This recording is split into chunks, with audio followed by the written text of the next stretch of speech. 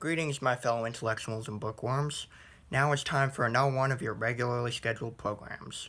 Yeah, I know I'm behind. Sorry, college. In my second week of community college, turns out to be easy.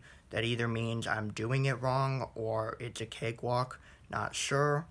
So, we'll be giving you a book review now to make up for the fact that I was gone for 4 weeks in Africa and was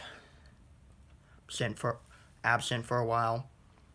I also think I might give you my full-length documentary filmed live from the Serengeti called Serengeti Live.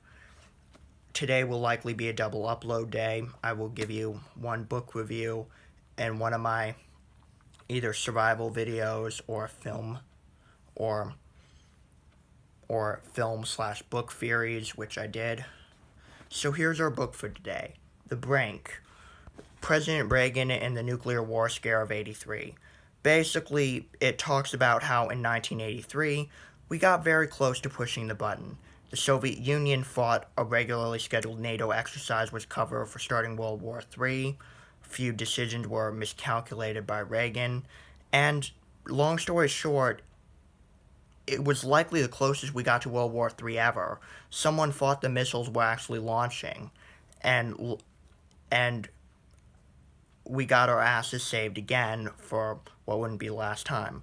It does a pretty good job at explaining the history, combining sources together, and coming up with an overall picture. But what it leaves unknown is why the Soviet Union act this way.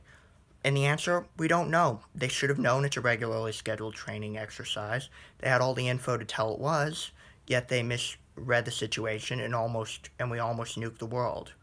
But it does a good job of explaining the situation, and to a certain extent, I think it was Cold War paranoia, which allowed the situation to escalate. So, great book. I'm going to give it 4 out of 5 stars because it doesn't adequately explain how the Soviet Union could have misread the signs so horribly badly. Of course, this is an autographed edition. I got it from the Reagan Library, which is kind of a different story, but I'll get into it since this review is going to be pretty short, if you look at the time.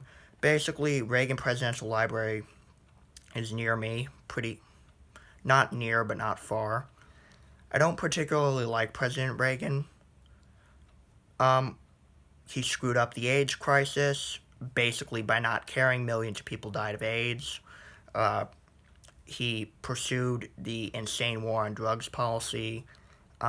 He supported evangelicals, including faith-based initiatives, which is basically a cover for government funding religious charities, which is illegal under the First Amendment, separation of church and state, and freedom of religion. But in general, in America, the theocrats do a lot of things, and if we're not careful, we could have a theocracy in the U.S., but that's a different story. So I don't like him. I think he created a lot of problems, and I think he was the 1980s Ted Cruz. Insane, but pulling the strings. So I don't like him, but I go there mainly because of the cool Cold War history, and it's closer than the Titan Missile Museum, which is an old missile silo. Like, it's open to the public. You can do tours there. They even do simulated launchings of the missile, a 6-hour tour through all 7 levels, and an overnight thing. I'm going to do that sometime. But it's the closest thing we got. It's a chunk of the Berlin Wall, and that's where we bought this book. So 4 out of 5 stars. Well worth taking a read, well worth buying. Barnes & Noble, Amazon, library book sale, your friend's house, anywhere. Would recommend you buy it.